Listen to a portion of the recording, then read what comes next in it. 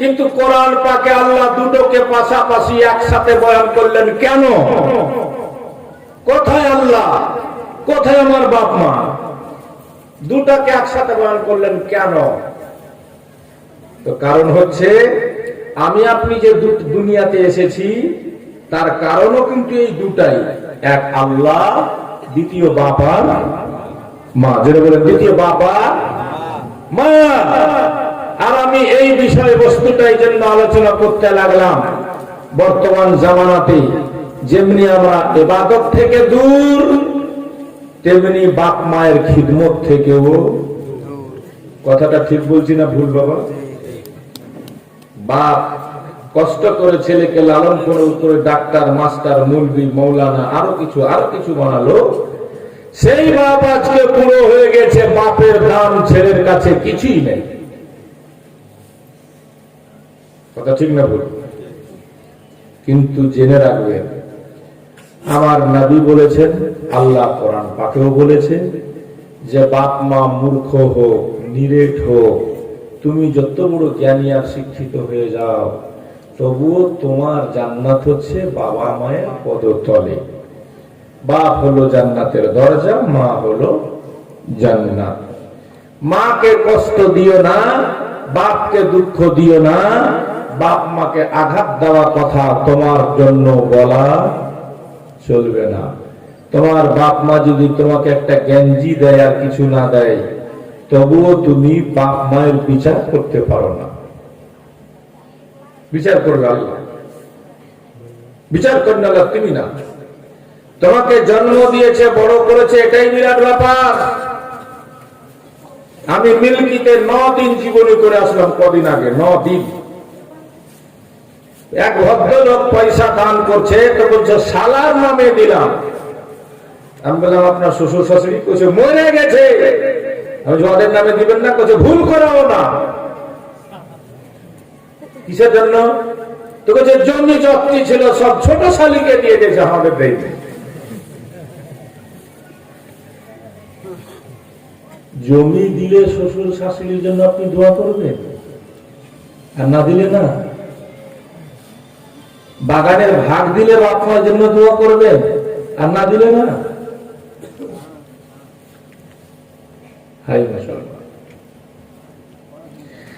আল্লাহ তাআলা বলেন কোরআন শরীফের মধ্যে, ওয়ালা তাকুল লাহুমা উফফিন ওয়ালা তানহারহুমা ওয়া কুল লাহুমা কওলান কারীমা। বাপ মাকে উফ শব্দ পর্যন্ত বলিও না। যখন কথা বলো নম্র ভাবে, ভদ্র ভাবে বাপ মায়ের সঙ্গে কথা বলো। বেরাদার, আমার নবীর দরবারে সাহাবায়ে কেরামরা এসে হাজির হয়ে জিজ্ঞেস করেছিল, ইয়া রাসূলুল্লাহ, ইয়া হাবিবাল্লাহ, নবী গো, আমাদের উপরে সবচেয়ে কার হক বেশি?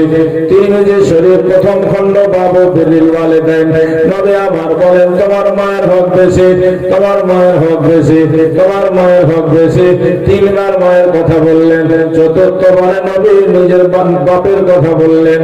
দোস্ত বন্ধুগণ, ভাইরা আমার, শুধু তাই নয়, আল্লাহ নবী হাদিস পাকের মধ্যে বয়ান করেছেন, যারা বাপ মাকে দিনের বেলা একবার ভালো নজরে দেখলো, তারা একটি মাবরুর কবুল হজের নেকি পেয়ে গেল। জোরে বলো সুবহানাল্লাহ। বুড়ো হয়ে গেলে মানুষ দেখতে রাজি নয় বাপ মা দিকে, কিন্তু নবী বলছেন বাপ মাকে যারা একবার ভালো নজরে দেখলো, একটা হজের নেকি, কবুল হজের নেকি পেয়ে গেল। আজকে যুবক ছেলেদের মোবাইল খুলে দেখেন, ন্যাংটা বেটি ছেলের ছবি পাবে, কোনদিন মায়ের ছবি রাখে না, বাপের ছবি রাখে না। কথা ঠিক না বলুন? এই মুসলমান ছেলেরা, একটা ছেলে বাড়ি থেকে যখন বের হয়, বাপের আশীর্বাদ, মায়ের দোয়া নিয়ে যদি বের হয়, প্রত্যেকটা কাজে সাকসেস হবে, প্রত্যেকটা কাজে কামিয়াব হবে। আর যারা বাপ মাকে দুঃখ দিয়ে কষ্ট করে হজ করতে যাবে, তার হজ পর্যন্ত আল্লাহ কবুল করবে না। নিশ্চয় শুনেছেন আপনারা, একটা ছেলে হজ করতে যাওয়ার জন্য আল্লাহ পয়সা দিল, বাপ মারা গেল, বুড়ি মা বাড়িতে ছিল, হজ করতে যাওয়ার ইচ্ছা হলো, হজ করতে যাবে। বুড়ি মা বলে, বেটা আমার তোর শরীর চলে না রে মাল, এই বছর যাস না, সামনের বছর যাস। বেটা মায়ের কথায় 1 বছর আটকে গেল, দ্বিতীয় বছর এলো, হজ করতে যাওয়ার ইচ্ছা হলো। মা বাধা দিয়ে বলল, বেটারে আমার বয়স হয়ে গেছে, তুই যাস না, একটা বছর আর দেখে নে। আর 1 বছর দেখলো, তৃতীয় বছর হজের সময় এলো, সবাই হজ করতে যায়, তার ইচ্ছা হয় হজ করতে যাব। মা মারা যায় না, বুড়িমা দুনিয়া থেকে বিদায় নেয় না, মা তাকে যেতেও দেয় না। বুড়িমা বলছে, আমার বুড়ি বয়সে তুমি একমাত্র সাহারা, ও ছেলে আমায় ফেলে হজ করতে যেও না। মায়ের কথা না শুনে তৃতীয়বার বলল, আমি এবার আর মায়ের কথা শুনবো না। সবকিছু ঠিক করে ফিটফাট করে হজ করতে বেরিয়ে গেল। সেই জামানায় পায়ে হেঁটে হজ হতো, ঘোড়াতে চেপে হজ হতো। রাত হলে কোনো মুসলিম গ্রামে গিয়ে মানুষ আশ্রয় নিত, মসজিদ মাদ্রাসাতে ঠাঁই নিত। যেতে যেতে একটা মুসলিম গ্রাম আসলো, সেইখানে একটা মসজিদ দেখা দিল। ওই মুসাফির লোকটা, হজ করতে যাওয়া লোকটা, মসজিদের কোনায় বসে বসে নফল নামাজ পড়তে লাগলো, আল্লাহ তাসবিহ তাহলিল করতে লাগলো। বাড়ি থেকে যখন বেরিয়েছিল, বুড়িমা আঘাত পেয়ে, দুঃখ পেয়ে, কষ্ট পেয়ে, মাবুদ গো আমি দাঁড়াতে পারি না, আমার ছেলেকে মানা করলাম, শুনলো না, হজ করতে চলে গেল। মায়ের মুখ থেকে বেরিয়ে গেছিল, আল্লাহ তুমি আমার ছেলের হজ কবুল করিও না। মায়ের দোয়া কেমন হয়? ছেলেটা মসজিদে রাত কাটাচ্ছে, নফল নামাজ পড়ছে, হঠাৎ মসজিদের পাশে একটা বাড়িতে চোর ঢুকে গেছে। কি ঢুকেছে? চোর ঢুকে চুরি করে বের হচ্ছিল, একটু আওয়াজ বাড়াবে। চোর ঢুকে চুরি করে বের হচ্ছিল, বাড়ির লোক আওয়াজ শুনতে পেল, সারা শব্দ পেয়ে চোর চোর আওয়াজ করতে লাগলো। সবাই গ্রামের লোক জেগে গেল, চোর ধরো, চোর ধরো। চোর তখন বাঁচার জন্য চালাকি করে দেখতে পেল মসজিদের ভিতরে একটা লোক বসে আছে, চুরি করা মালটিকে ধামাস করে মসজিদে ফেলে দিয়ে মানুষের মধ্যে সেও ভুলে মিলে গেল, ঢুকে গেল। সেও চিৎকার করতে লাগলো, চোর ধরো, চোর ধরো। কে বলছে কোন দিকে গেছে, কেউ বলছে ডানে গেছে, কেউ বলছে বামে গেছে।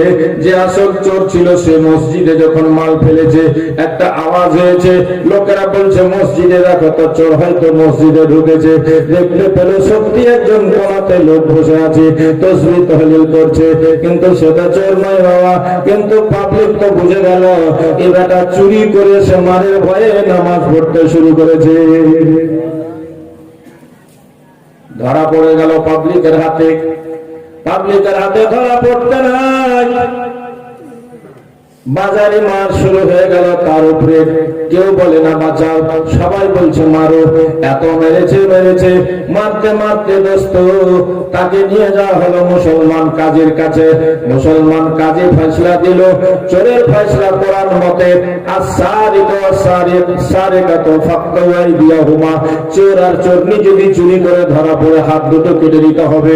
হাত দুটো কেটে নেওয়া হোক, হাত দুটো কেটে নেওয়া হলো।